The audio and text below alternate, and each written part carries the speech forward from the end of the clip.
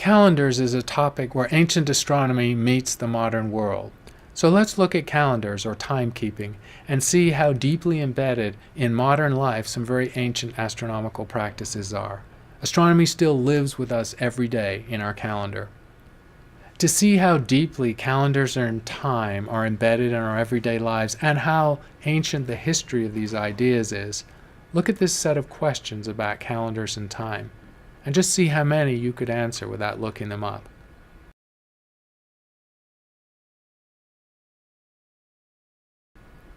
A few? Half of them? Most of them?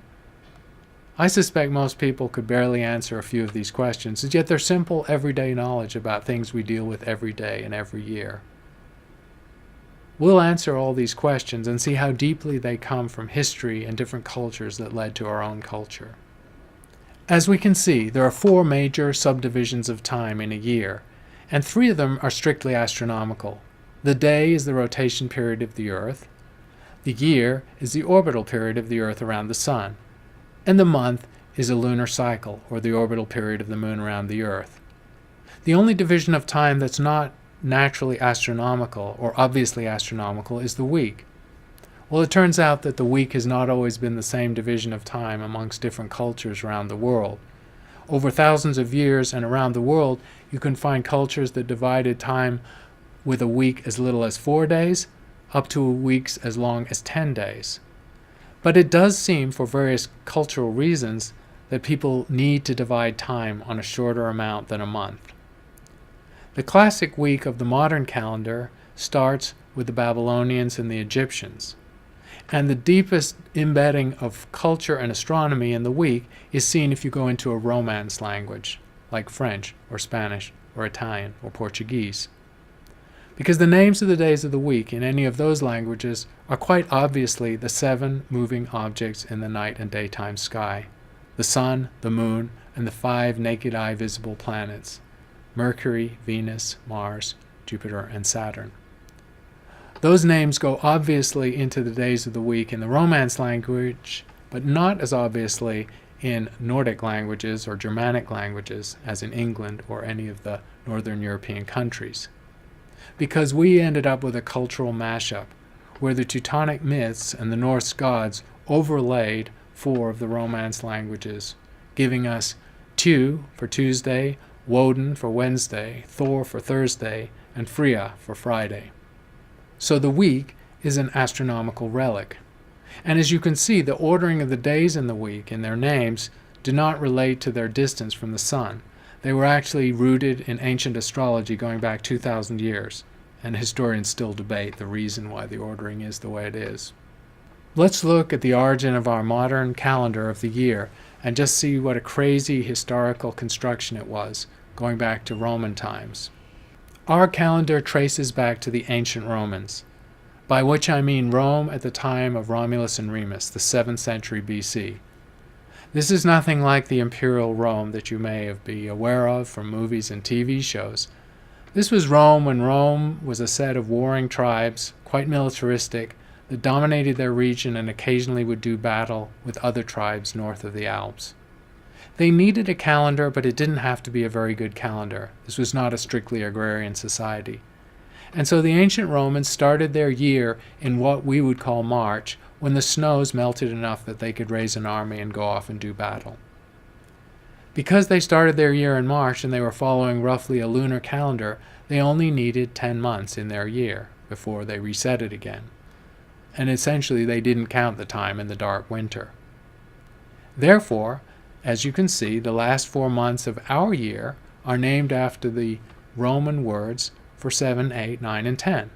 And you may have wondered growing up, why are the last 4 months of our year named after the numbers 7, 8, 9, and 10 when they are clearly the 9th, 10th, 11th, and 12th months of the year? And the answer comes from ancient Rome. This calendar sufficed for a few centuries, and then Priscus and other emperors decided to pad it out into a legitimate lunar calendar by adding a couple of light months at the front end, giving us the 12 months. The year they were matching with their lunar calendar consisted of 354 days. That is 12 lunar cycles. So this was a lunar calendar. And if we look around the world, we'll find that most of the world's first calendars were lunar calendars. Tracking lunar cycles is the easiest thing to do, which is why we see evidence of it going back tens of millennia in the calendar sticks I've already talked about. So the ancient Romans had a lunar calendar with 12 months, 2 light months at the front, and 10 regular-sized months at the end, but not a very good calendar. The solar calendar, the time it takes the Earth to go around one complete orbit of the Sun, is about 365 and a quarter days. So that's 11 and a bit days longer than a lunar calendar.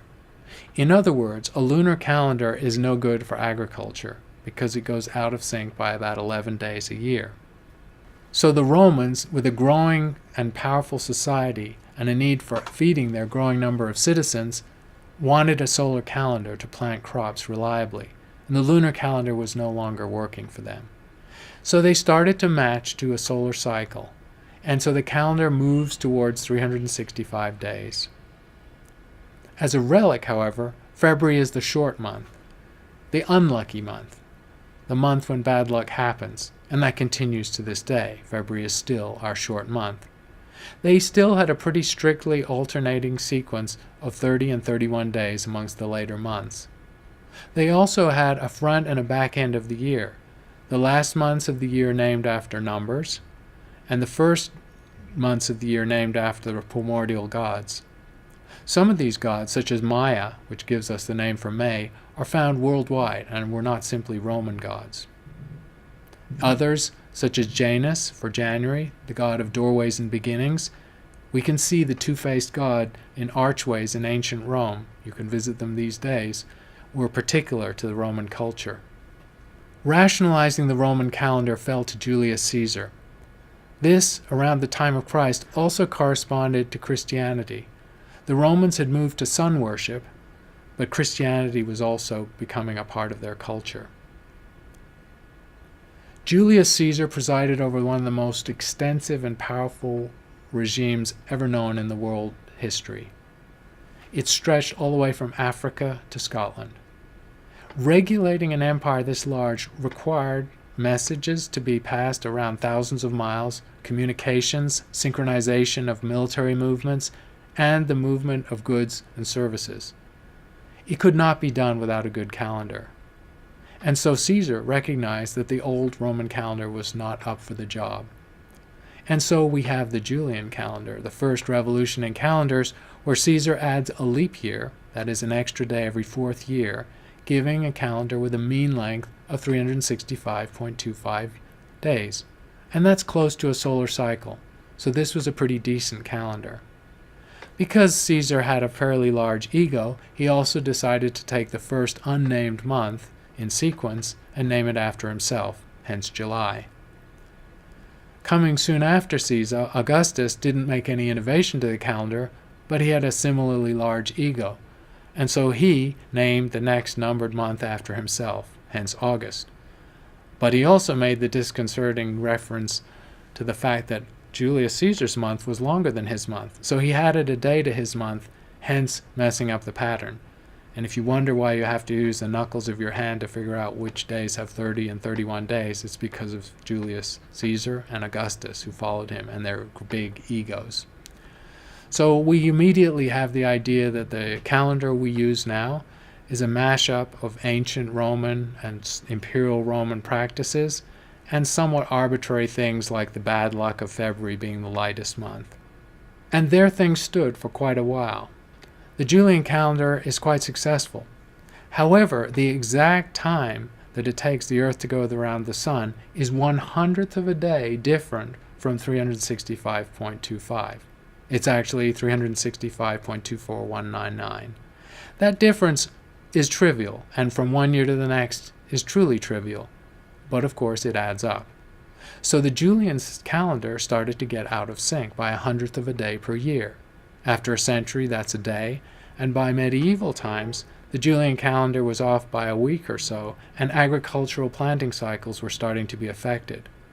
And so, in the era of the great popes of the Italian Renaissance, we have the Gregorian calendar, the last adjustment to the modern calendar made by Pope Gregory. Pope Gregory recognized the problem of the calendar. he had court astronomers making careful measurements of the length of the day and the year, and so he made a final adjustment, which is built into our calendars, although we rarely have to think about it, where the leap year is skipped in years divisible by 400. And that tweaks the average length of the calendar to very close to the true time it takes the Earth to go around the Sun. The Gregorian calendar is basically only off by less than a 10,000th of a day per year, and therefore will be good for tens of millennia. This is the calendar we live with, and it's the history of Rome going through the Catholic times. An interesting sidelight on this is that the Protestant countries after the Reformation did not want to follow the Pope's guidance on the calendar, and so they resisted making the adjustment that Gregory made for another 150 or 200 years. In France, this happened quickly, but in England and the United States, where Protestants were dominant, the calendar was not adjusted until the gap between the solar year and the calendar year had approached 13 days. And so by fiat, on one day, April 4th turned into April 15th. Benjamin Franklin wrote in Poor Richard's Almanac, widely read by Americans of the time, "Do not fret over the loss of those days." But people did fret. They worried they'd be ripped off rent, that bad things would happen, although the Earth continued in its orbit. The French supposedly created the April Fool holiday to mock the Americans and the British for taking so long to get the right calendar. So calendars have been part of our culture for a long time. Did we ever have a rational calendar? Yes, for a very short time in the French Revolution. Napoleon, as he was spreading his empire almost to the heights of Caesar's extent, at the height of his powers, decided on a more rational calendar.